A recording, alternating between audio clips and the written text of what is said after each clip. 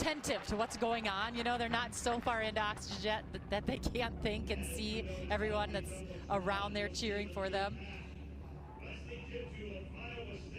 So Wesley Kiptoo right there is out in front, but you know, usually I don't know that he hasn't gone out extremely fast. I just know that there are guys that have decided they want to stay with him. I think he looks like he is trying to be a little bit more patient. We've seen that this year. We've seen him get stuck in the beginning of races where he's behind a group and then he just takes off, and he, you know, clearly is the class of the field. But in this one, I think he knows he has to respect the people around him. He's been beaten by Connor Mance this year. You know, at Griak, we saw that. And so, you know, there's just a different, I don't know, different confidence maybe. Thanos Kyoko of Campbell is out there in front as he's leading that group through 3K. Take a look at the past Cyclone champions here. I mean, they have such a wonderful tradition of runners dating, my goodness, way back. Bill Bergen was a fabulous coach there in Ames for a long time, and Wesley Kiptoo wouldn't mind being on that list.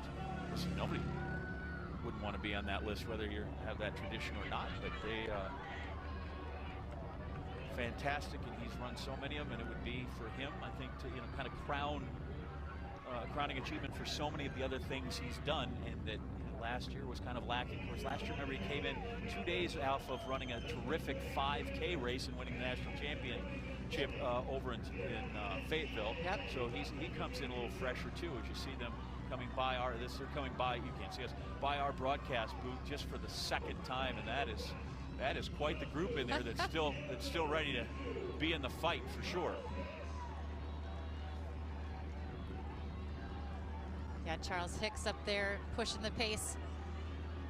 He's had a really good year too, very solid, always right in the hunt at all of his races. Lalo there from Colorado. Mance looks tired from the first 800 meters. Oh, he's not tired. No, he's not, but he looks gritty and looks like he's ready to go. So they go through the 2-mile mark at 8:55. So that's a sub 28 pace. So I don't know that we can keep that up, but my goodness, that is, we said it's flat and fast for the most part, and those guys are living up to it.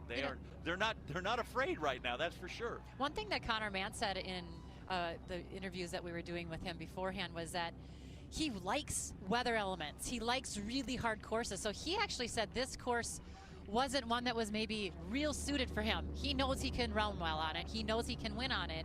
But he said he likes the mud, the snow, the grit, the hills. And so it was interesting for him to say that this actually maybe isn't the perfect course for him. It's the first time ever cross-country runners have had to talk about overcoming nice conditions. Right?